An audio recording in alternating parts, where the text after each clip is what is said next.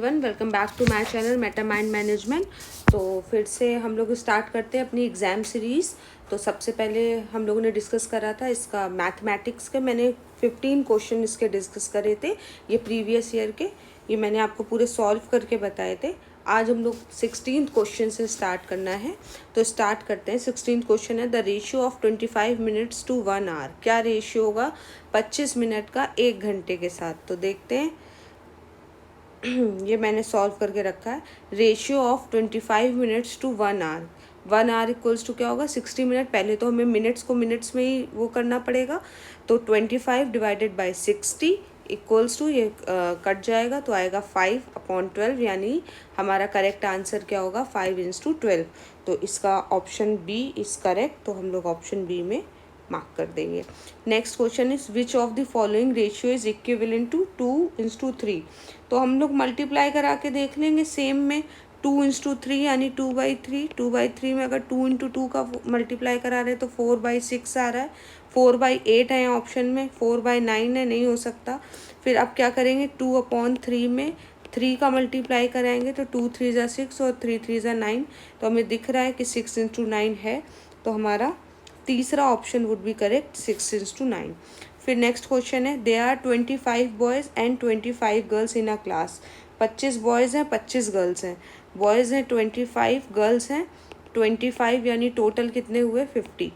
तो कह रहा है the ratio of the number of boys, boys का किसके साथ, to the total number of students, total students के साथ रेशियो बोल रहा है। बॉयज़ कितने थे 25, 25/50 यानी 1/2 यानी 1:2। तो option A would be correct. तो हम ऑप्शन ए को क्या कर देंगे, मार्क कर देंगे। ये मैंने डिटेल में भी सॉल्व करा है, ये सॉल्व करे मैंने, ये वाला क्वेश्चन भी, इसके पहले वाला भी, ये और अभी वाला भी 1:2। ठीक है। नेक्स्ट क्वेश्चन देखते हैं। कह रहा 0.5% इज रिटन एज। देखो बेटा, ये ना इसमें कुछ गड़बड़ है। अभी ये 0.5% ऑफ 1 का पूछा गया है। तो अगर हम इसको डिटेल सॉल्व करेंगे तो ये ऐसे सॉल्व होगा, 1 × 1/2 × 1/100। तो आंसर आएगा 0.005। अगर 0.5% केवल पूछा जाता तो उसका आंसर होता है 0.05। अब आपका ये क्वेश्चन हो सकता है तो मैम आप ये क्यों कह रही हैं 1 का?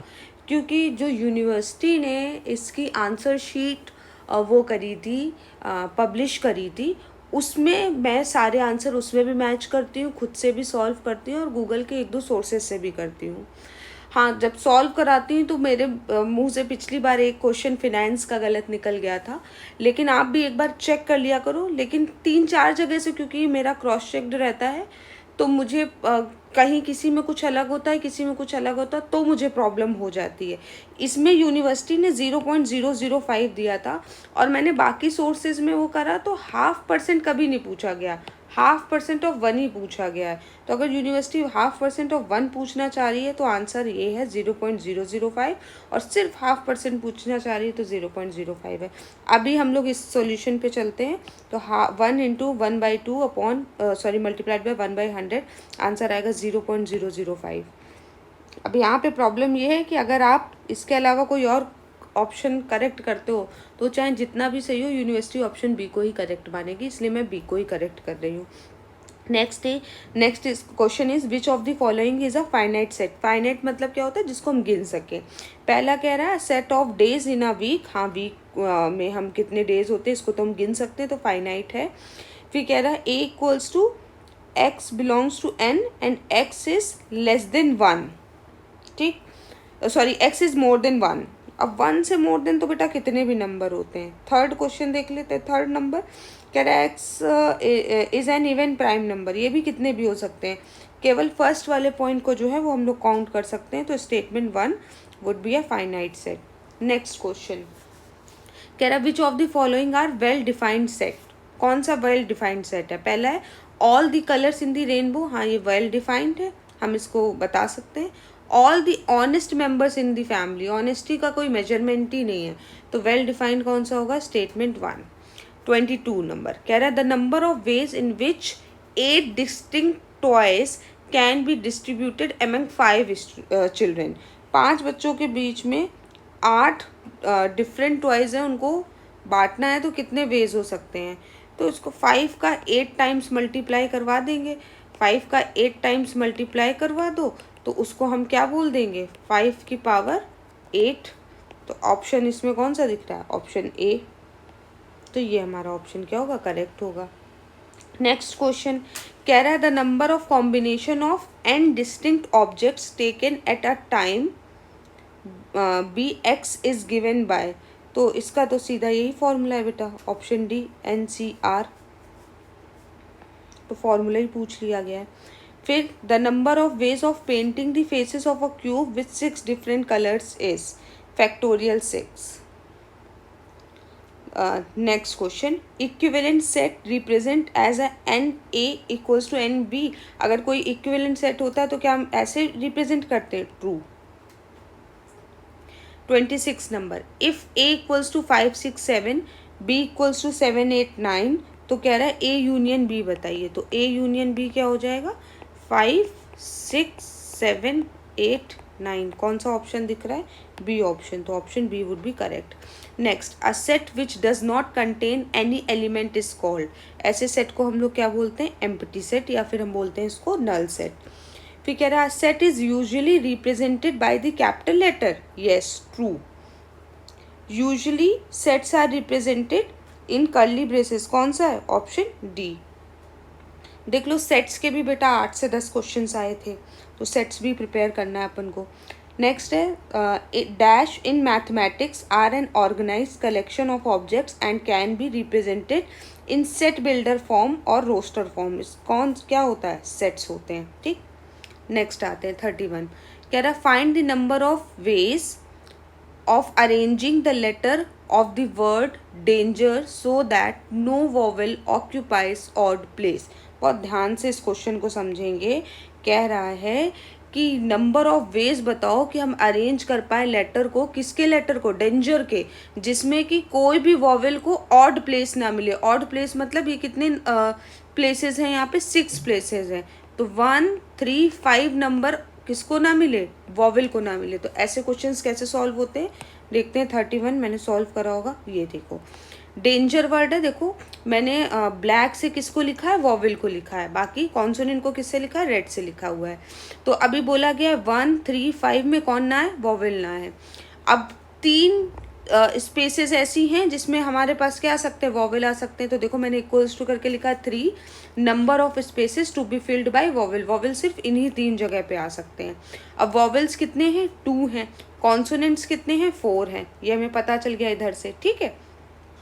अब इसको सॉल्व कैसे करेंगे, जितने कॉन्सोनेंट हो उनका फैक्टोरियल, तो 4 फैक्टोरियल मल्टीप्लाइड बाय जितने वॉवेल्स हैं उनका फैक्टोरियल 2 फैक्टोरियल, और मल्टीप्लाइज बाय वो स्पेसेस जो वॉवेल के लिए खाली हैं, ठीक। तो 3 बस इसको सॉल्व करेंगे। Factorial 4 multiplied by factorial 2 multiplied by 3, तो ये हो जाएगा 4 इंटू 3 इंटू 2, और ये हो जाएगा 2 और ये आ जाएगा 3। तो सबका मल्टीप्लाई कराएंगे तो आंसर आएगा 144। तो यहाँ पे देख लेते हैं 144 ऑप्शन में है। हाँ हमारे पास ये ऑप्शन सी है, तो हम इसको मार्क कर देंगे 144। नेक्स्ट कह रहा है the formula for permutation and combination are related as. तो फॉर्मूला कह रहा है ये होता है क्या, तो फॉर्मूला ये तो नहीं होता है बेटा। फॉर्मूला इसके नीचे जो मैंने लिख के रखा है ये होता है NCR equals two factorial n upon factorial r n minus r का फैक्टोरियल। आपको याद हो जब मैंने स्टैटिस्टिक्स पढ़ाई थी तो उसमें भी हम लोगों ने ये फॉर्मूले से कुछ क्वेश्चंस करे थे लास्ट चैप्टर में। तो क्या यही फॉर्मूला है ये, तो नो। तो ऑप्शन क्या होगा, नो, ठीक।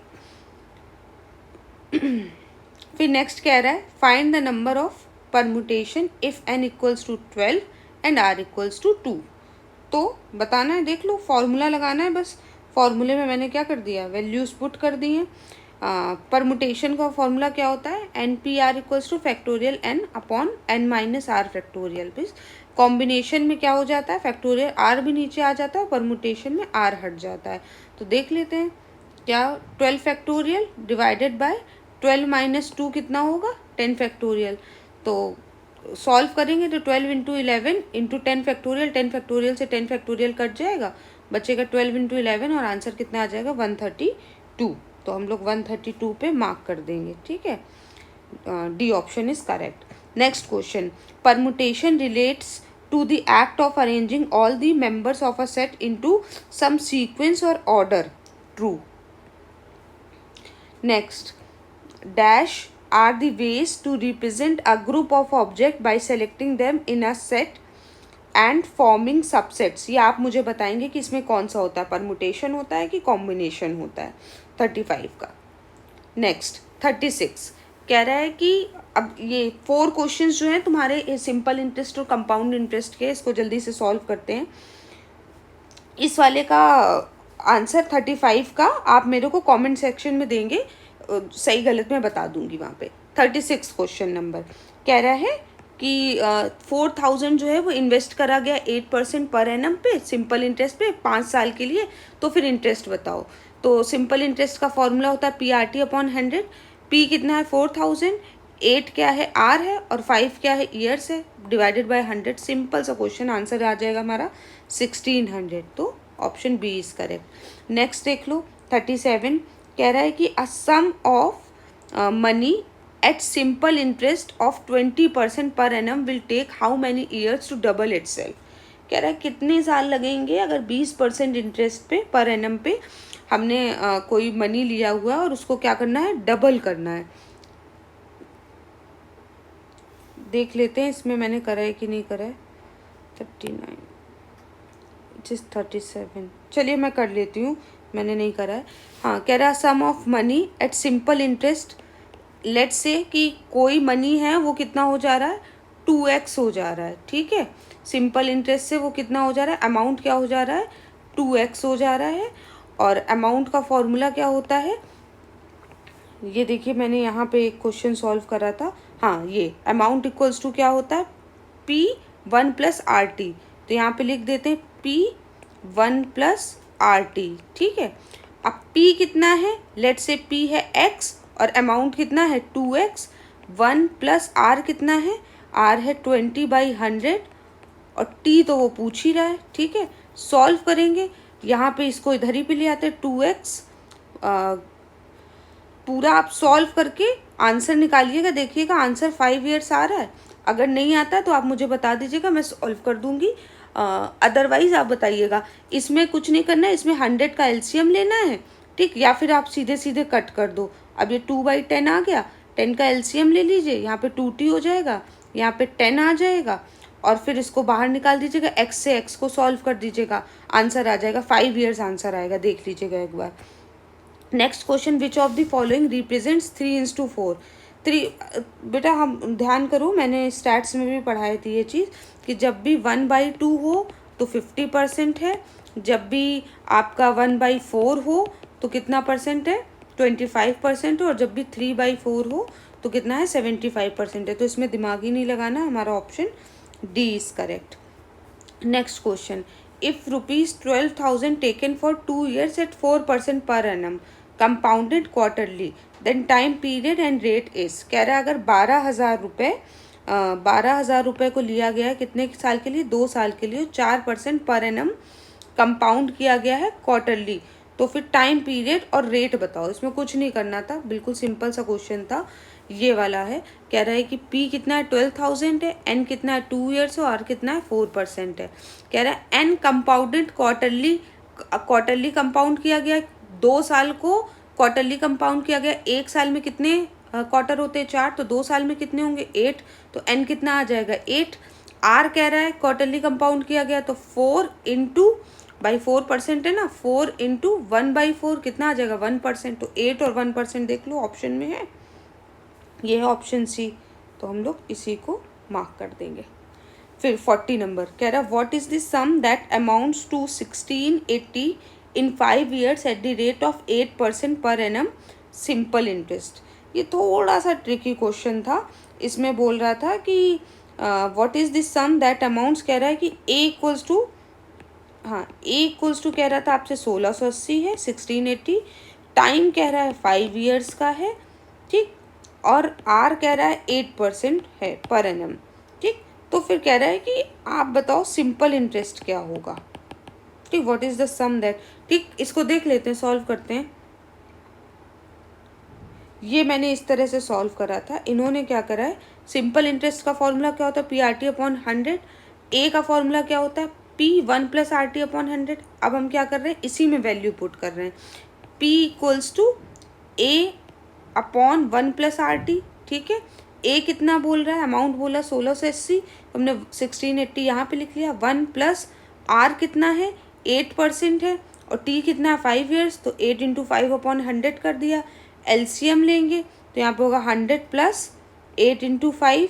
ठीक, और यही 100 यहाँ चला जाएगा ऊपर मल्टीप्लाई में 1680, तो हमारा ऑप्शन आ जाएगा 1680 × 100 डिवाइडेड बाय 100 + 8 × 5, ये हमारा आंसर आ जाएगा। ठीक, यहाँ पे इनका कुछ गड़बड़ी हुई है, किसमें, साइन में, लेकिन ऑप्शन ए इज़ करेक्ट।